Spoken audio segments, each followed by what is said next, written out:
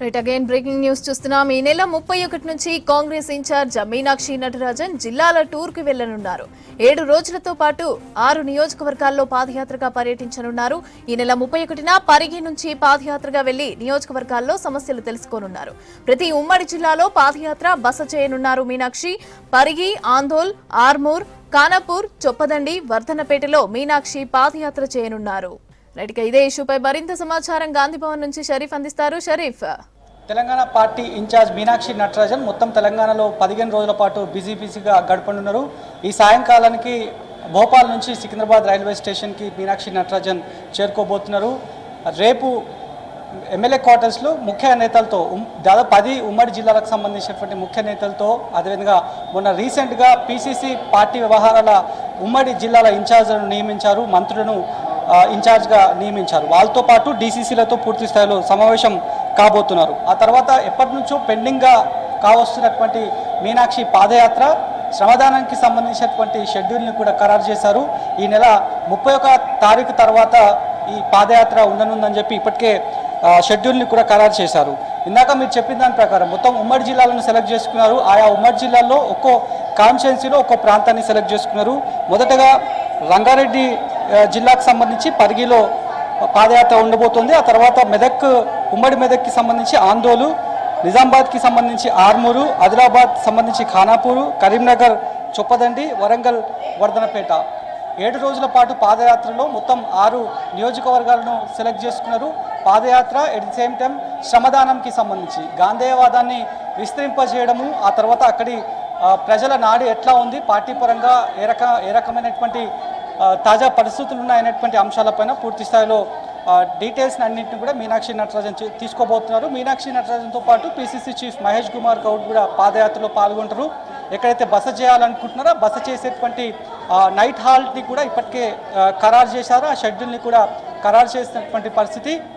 Night అంతా అక్కడి ప్రాంతాన్ని అంతా కూడా కలియ తిరిగి ఆ తర్వాత అక్కడి తాజా పరిస్థితులు ఎట్లా ఉన్నాయి, ప్రజలకు ఏం కావాలి, ప్రభుత్వం ఇంకేం చేసింది, పార్టీ పరంగా కావాల్సినటువంటి కాంట్రిబ్యూషన్ ఏంది, ప్రభుత్వం ప్రజలకు ఇవ్వడానికి పార్టీ పరంగా ప్రెజర్ చేయాల్సినటువంటి అంశాలు ఏమున్నాయని చెప్పి గ్రౌండ్ లెవెల్, బూత్ లెవెల్, గ్రామ స్థాయి నేతలతో అందరితో కూడా నేరుగా ఫేస్ టు ఫేస్గా మాట్లాడబోతున్నారు ఇన్ఛార్జ్ మీనాక్షి నటరాజన్.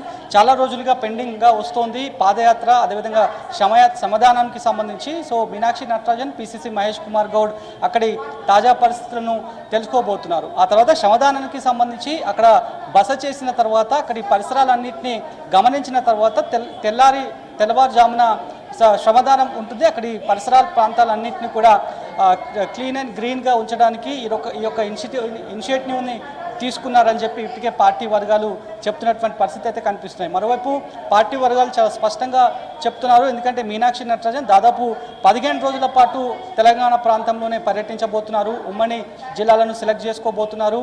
అదేవిధంగా ఇప్పటికే చాలామంది ఆశావాదులు ఉన్నారు, నామినేటెడ్ పదవుల కోసం వెయిట్ చేస్తున్నారు, పార్టీ పదవుల కోసం వెయిట్ చేస్తున్నారు.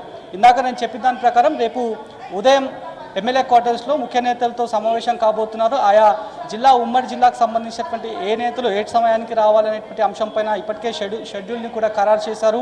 ఆ టైంని బట్టి ఈ టైంలోనే సమావేశానికి రావాలి. ఇదంతా ముఖ్య నేతలతో సమావేశం కంప్లీట్ అయిపోయిన తర్వాత మొత్తం 15 రోజుల పాటు ఇక్కడే ఉంటారు కాబట్టి చివరి 7 రోజులు మాత్రం పాదయాత్రకి ఎక్స్క్లూజివ్గా టైంని కేటాయించబోతున్నారు ఇన్ఛార్జ్ మీనాక్షి నటరాజన్తో పాటు పీసీసీ కూడా ఉండబోతున్నారు. ఈ పాదయాత్ర, శ్రమదానం, అదేవిధంగా ముఖ్య నేతలతో జరుపుతున్నటువంటి కీలక భేటీలు ఏవైతున్నాయో అవి ఎంతగానో పార్టీకి బూస్టప్ ఇచ్చేటువంటి అవకాశం ఉంది. క్యాడర్ నూతన ఉత్తేజంతో పనిచేయాల్సినటువంటి అవసరం ఎంతైనా ఉంటుంది. ఈ సమయంలో ఈ రకమైనటువంటి పార్టీ యాక్టివిటీ ఇన్ఛార్జ్ మీనాక్షి నేరుగా బిజీ కావడము, ఇంటరాక్ట్ కావడము ఎంతగానో స్థానిక సంస్థలు ఎన్నికలు కూడా సమీపిస్తున్నాయి కాబట్టి వాటికి ఎంతగానో దోహదపడుతున్నటువంటి అంశాలను అయితే పార్టీ వర్గాలు చెప్తున్నాయి. మరి పాదయాత్ర తర్వాత అదేవిధంగా ముఖ్య నేతలతో సమావేశం కంప్లీట్ అయిపోయిన తర్వాత ఈ 2 బిగ్ ఈవెంట్లుగా పార్టీ వర్గాలు చెప్తున్నాయి. ఇప్పటికే ఆశావాదులు చాలామంది ఉన్నారు. పార్టీ పరంగా వచ్చేటువంటి పదవులు కావచ్చు, చాలా వరకు అవకాశాలు ఉన్నాయి కాబట్టి వాటికి సంబంధించి ఈ 15 రోజుల పాటు in charge Meenakshi Natarajan busy schedule complete అయిపోయిన తర్వాత నెక్స్ట్ గుడ్ న్యూస్ ఏమైనా ఉంటాయా అనేటువంటి ఒక ఆశాభావంతో చర్చ మాత్రం గాంధీభవన్ వర్గాల్లో జరుగుతోంది.